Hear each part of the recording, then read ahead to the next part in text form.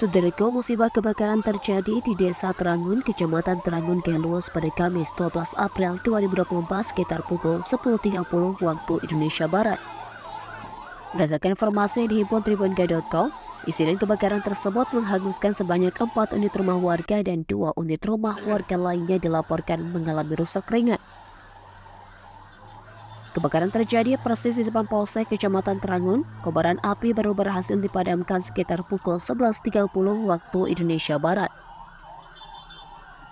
Di kecamatan tersebut standby 1 unit mobil pemadam kebakaran sehingga api berhasil dipadamkan sebelum meluas ke rumah warga lainnya.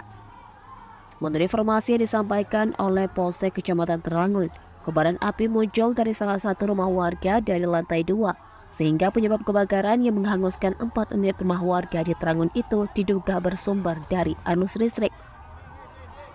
Namun dalam insiden kebakaran ini dilaporkan tidak ada korban jiwa.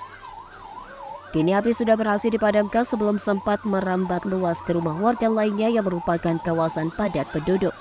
Dari Keluos, Rasidan, Tribun Gayo.